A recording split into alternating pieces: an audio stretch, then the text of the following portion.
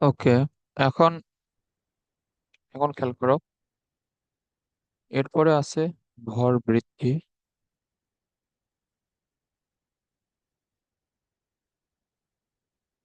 So আগের দুইটা যদি বুঝো ঠিক মতো, এটার বুঝতে সমস্যা হবে না আশা করি। এখানে ভর বৃদ্ধি পায়।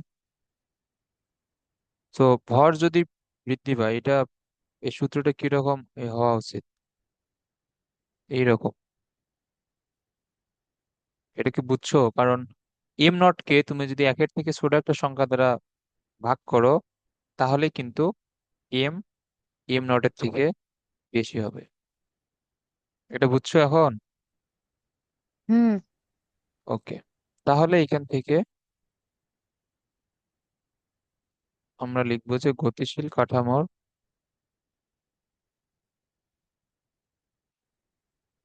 ভর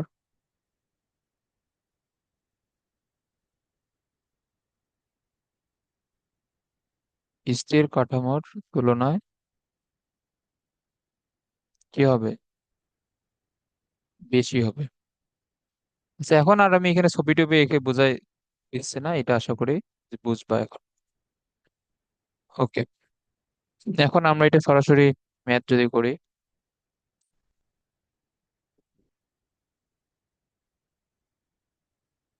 একজন লোকের ভর 99 কেজি, কত বেগের উড়ন্ত রকেটে থাকাকালীন মাটিতে অবস্থিত একজন পর্যবেক্ষকের নিকট তার ভর 100 কেজি হবে। এখন এখানে এখানে খেয়াল করো,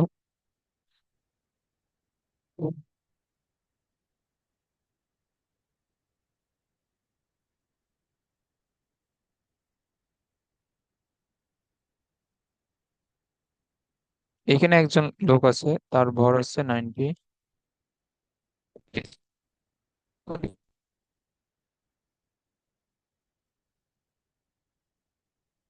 আচ্ছা, ইনি এইখানে তোমার এই বেগে যাইতেছে। এখন এখন বাইরে একজন লোক দাঁড়ায় আছে, ওই লোকটা আছে এখানে পর্যবেক্ষক, তার কাছে ভর এটা মনে হবে 100 কেজি।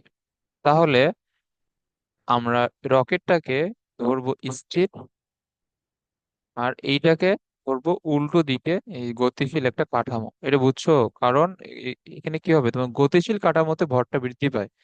তাহলে লোকটা হবে এখানে গতিশীল, আর রকেট হবে স্থির। বুঝছো? হুম।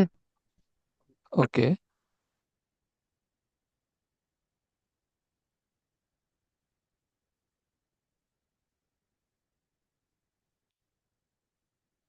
আচ্ছা, তাহলে এম কত?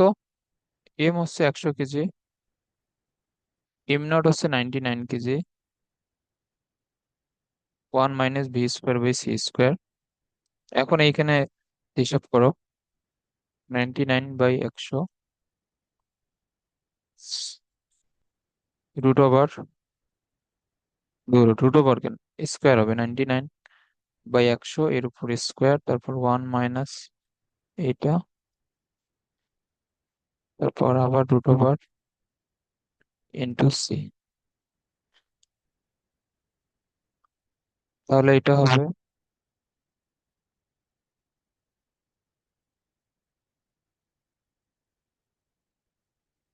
এত মিটার/সেকেন্ড। বুঝছো একটা? হ্যাঁ। ওকে।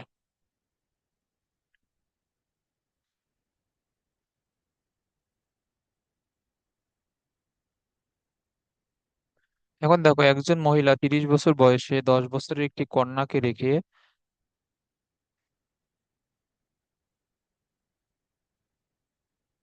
*c, মানে এটা হচ্ছে আলোর বেগের 0.98 গুণ বেগে গতিশীল একটি মহাশূন্য যানে চড়ে মহাকাশ ভ্রমণে গেলেন। পৃথিবীর হিসাবে তিনি 30 বছর মহাকাশে কাটিয়ে ফিরে এলেন। ফেরার পর তাদের কার বয়স কত হবে? একজন মহিলা 30 বছর বয়সে চলে গেছে, 10 বছরের একটি বাচ্চাকে রেখে পৃথিবীর হিসাবে 30 বছর কাটিয়ে ফিরে এলেন।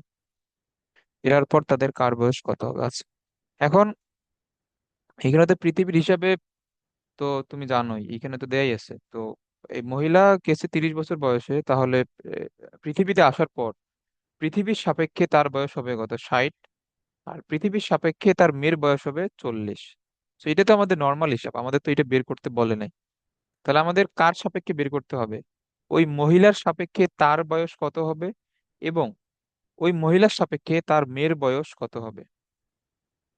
এটা বুঝছো? হুম। ওকে।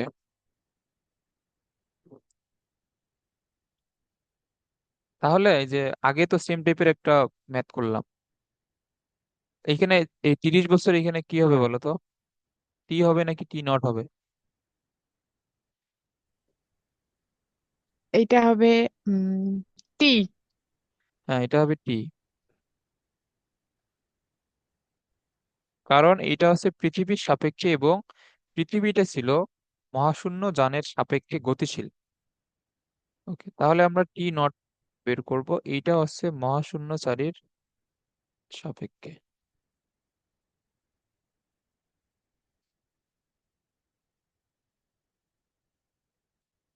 তাহলে আমরা সূত্র জানি টি ইজ ইকুয়াল টু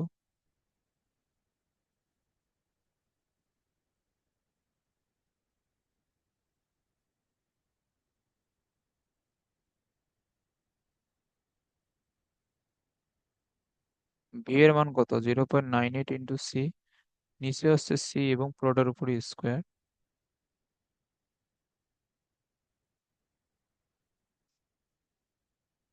1 - 0.98 এর উপরে স্কোয়ার ইন্টু 30। এটার অ্যান্সার আসে 5.97 ইয়ার। এটা আসছে।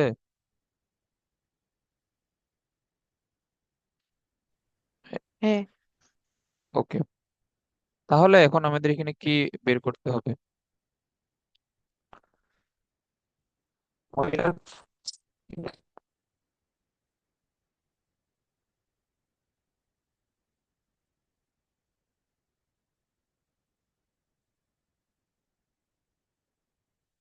মহিলার সাপেক্ষে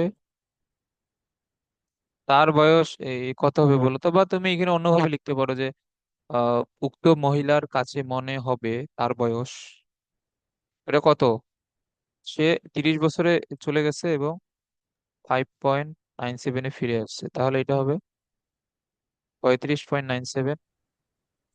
আর কন্যার বয়স,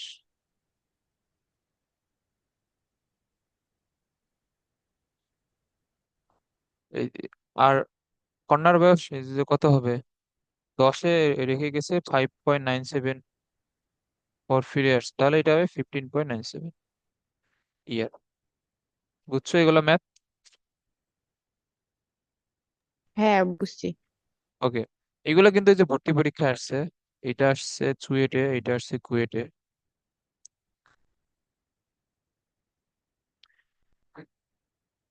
স্থির অবস্থায় একটি কণার ভর m0, যদি কণার নির্দিষ্ট বেগে চলে তাহলে তার ভর হয় এত।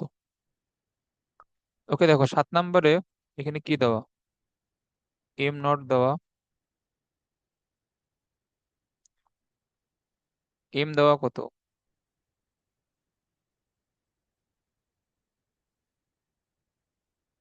সেটা তো 10 না, শুধু 10 ইনভার্স 30,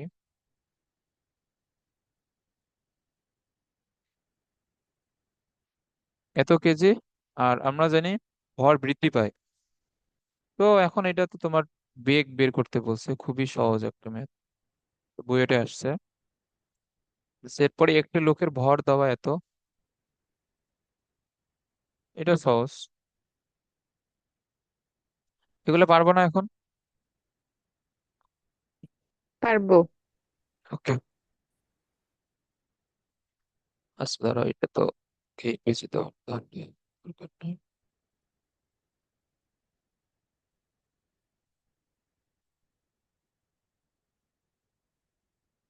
একটি ইলেকট্রন এত বেগে চলে, তো এখানে ভি দেওয়া হচ্ছে তোমার 99.6।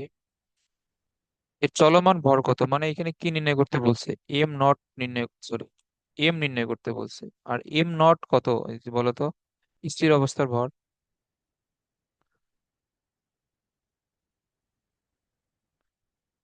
এম নট হবে কত? স্থির অবস্থার ভর 9.1 ইন্টু 10 ইনভার্স -31 কেজি। সো এখানে ভি দেওয়া, এম নট দেওয়া, এম এর মান বের করবা। পারবা এটা? সহজ অনেক। হ্যাঁ। ওকে, তো আজকে এই পর্যন্ত থাক, এগুলা হোমওয়ার্ক করিও। আর এই টপিক গুলো একটু কমপ্লিকেটেড, এগুলো আবার আবার মানে ভালো মতো রিভিশন দিও আর কি। সো এই তিনটা সূত্রই হচ্ছে এই চ্যাপ্টারের মেইন সূত্র। এরপরে আর হয়তো দুইটা অথবা তিনটা সূত্র আছে, ওগুলা করলে আমাদের এই চ্যাপ্টার শেষ হয়ে যাবে। তবে আমরা এই টপিকের উপর আরো ম্যাথ প্র্যাকটিস করব, কারণ এগুলো লাগবে আমাদের। তো এইখানে থাক আজকে এগুলা, এগুলা ঠিকঠাক মতো প্র্যাকটিস করে রাখি। আচ্ছা।